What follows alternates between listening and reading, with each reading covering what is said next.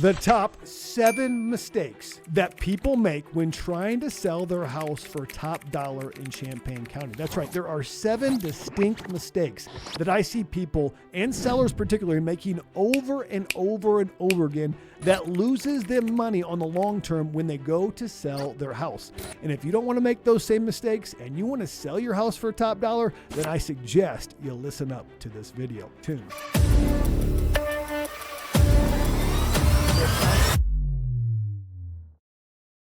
Hi guys, my name is Jay Leman. I'm a licensed realtor here in Champaign County, and I'm licensed with EXP Realty. I not only help people buy and sell houses, I help them buy and sell investment properties and apartments as well.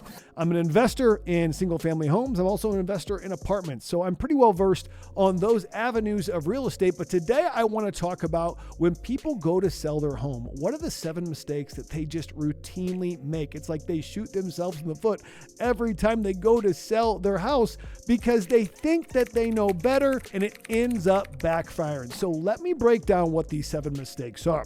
The first mistake that people make when trying to sell their house for top dollar, but it's a deadly mistake, is this. It's number 1 is pricing your house too high. And I see it every month. I walk into the meeting and I say, hey, based on the data that I found and the comparable sales for your home, I think that your house is worth this. And they might say, that's about what I was thinking. Or they may say, I think it's probably a little bit higher. Either way, they always say something, they oftentimes say something along these lines. Well, we should price it a little bit higher and then we could always come down. And it doesn't matter if I explain that, hey, your neighbor 2 houses down here sold it for $200,000. You have the exact same house made in the exact same model with the exact same finishes. They're both 10 years old and the exact same size yard. They sold it for $200,000 and you may want to sell it for $225,000 because you've done this and you've done that. You think it's worth more because it has a prettier curb appeal. But I'm sorry, Mr. Seller, it's probably worth $200,000 because this one just sold last week. And we have this negotiation process back and forth. Sometimes the sellers listen, sometimes they don't. But I will tell you, over time, the people that listen to the data and price their house appropriately have a much greater chance at getting into a multiple offer situation. When buyers present multiple offers, the sellers oftentimes get more than their asking price. Not always, but often. When buyers compete for your house, that's when the sale price of your house can soar. And when the sale price soars, that means that's going to be more money in your pocket. So make sure you rely on a licensed professional, a licensed realtor like myself to help you price your house perfectly. That helps elicit multiple offers so you can get a sale of your house that not only you're happy with, but that you're thrilled with because you got more than that you thought you were possibly going to get. Reason number 2, house unpreparation. That's right, not house preparation, it's house unpreparation, meaning your house isn't ready. Now, I'm not saying you need to remodel the kitchen and redo the bathrooms. In fact, that's a huge mistake as well. Some people think they need to do everything before they can list the house, and that just slows you down. And sometimes you'll miss your window of when you were actually supposed to sell. You'll never put it on the market at all. So I would say this, when you talk about preparing a house, just simply declutter and paint anything that has scratches on it. Don't even do wholesale paint jobs for the most part. Now, there are situations where you need to paint a room or do different things, but for the most part, if you'll just declutter, do a good deep clean, hire a cleaning service for $150, $200 to do a deep clean of your house, make it smell good. Paint some of the rough spots, a couple marks on the wall where your kindergarten son was drawing on his wall. Yeah, paint those things up. But as far as decluttering and paint, that's as far as I would go. I would not do wholesale changes. It's going to slow you down. You're going to spend more money. And oftentimes that more money spent is not necessarily going to lead to a higher sales price. And if it's not going to lead to a higher sales price, then why would you do it in the first place? Number 3, mistake I see made all the time when trying to sell your house for top dollar in Champaign County is this: taking your own photos. I know you got a cool iPhone, or I know if you've got an Android, supposedly the cameras are better on Androids. I wouldn't know, but people think that they can save money by taking their own photos. And I can just tell you right now, it looks horrible. It doesn't make your house actually look good at all. You should actually have a professional come in and not only take professional photos, but actually get the correct lighting, use the correct lenses, make it look bright in there with the correct exposures, and also get a full measured floor plan so people can actually look and see what the floor plan of your home is and put that as a photo on the listing. Guys, we are in an era that if your photos don't look good on a phone, no one's actually going to get in the car, call a realtor, or call you and come to your house to go look at your house. It's just not going to happen. If it doesn't look good on the phone, then you are out of luck. Spend the money to actually get professional photos. Put your house with its best foot forward so that you get as many potential and qualified buyers as you possibly can, so that when you sell it, you have a chance to sell it for top dollar. Hey, I know we've only done the first 3 points, but I want to tell you, if you want to read the rest of it, go link down in the description. You get my free ebook that talks about the 7 mistakes people make when trying to sell their house for top dollar in Champaign County. Okay, on now to point 4. Reason number 4, forgoing the pre-inspection. Now, this is a new one for some people. A pre-inspection? Why does my house need a pre-inspection? Well, let me break it down for you real quick. You see, in Champaign County, usually people, when they sell their house, if they haven't gotten a pre-inspection on their house, the buyer will get their own inspection. And that inspection period can range from 2 to 4 weeks on average. And what will happen is the buyer will go through there, inspect the house, and during that time, they can ask for certain repairs to be made. And sometimes these repairs can get pricey. And sometimes the repairs can even blow up the deal entirely. So you think you got a buyer, you think you've sold your house for exactly what you want or maybe more than you want. And when the inspection hits, they have second thoughts. And the way the contract's written in Champaign County, enough issues with the home, they can actually back out of the contract and get all of their earnest money back. And I don't want that to happen to my sellers. I don't want any surprises, so I recommend that all of my sellers get a pre-inspection.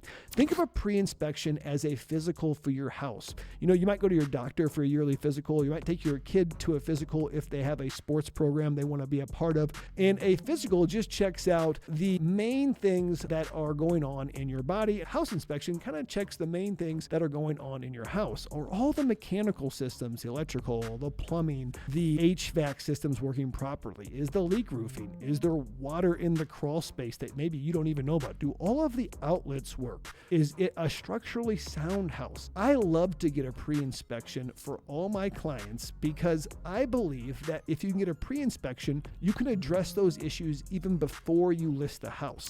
That shows the buyers a couple things. Number one, it shows that you really care that you're putting a good product on the market and you want to sell something that you're proud of. Number two, it helps you understand what's going on in your house so that you can disclose any issues that may be part of the house, or you may be able to share that you had to fix certain items so that they were ready for the next buyer. Altogether, usually the items are not expensive on a house that's been taken care of. Sometimes they can be expensive, but you can get these items done on your own time with your own contractors, your own licensed contractors, to make sure they're fixed properly before you set them on the market. And then I like to list the home as pre-inspected.